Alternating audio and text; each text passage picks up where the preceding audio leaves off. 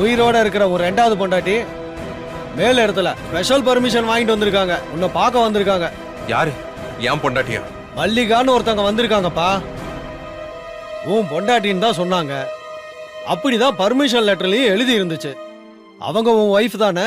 நான் யாரையும் பாக்குறதா இல்ல. அட கொடுமைய, உலகார புருஷனை தேடி ஆசையா பொண்டாட்டி வந்திருக்காங்க. பார்க்க மாட்டேன்னு சொல்ற?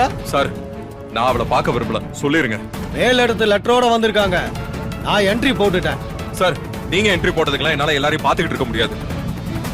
இன்னைக்கு நான் என் பொண்ணை தொலைச்சிட்டு, நான் என் வாழ்க்கையை தொலைச்சிட்டு இப்படி இங்க உட்கார்ந்துகிட்டு இருக்கிறதுக்கு காரணமே அவதான். அவளை பார்க்க எனக்கு இஷ்டம் இல்லைன்னு சொல்லிருங்க. அப்படியே போ சொல்லிருங்க. இனிமே இந்த பக்கமே வர வேணாம்னு சொல்லிருங்க. நீ இப்படி சொல்ற, இத போய் நான் எப்படிப்பா சொல்ல முடியும்? பேசாம அங்க வந்து என்கிட்ட சொன்னத அந்த பொண்ணு கிட்ட சொல்லிட்டு வந்துட்டா முடிஞ்சுது. சார், அவ முகத்துல நான் முழிக்க மாட்டேன். விஜய்னு ஒருத்தன் இருந்தானே, அவன் செத்து போயிட்டான்னு நினைச்சுக்க சொல்லுங்க.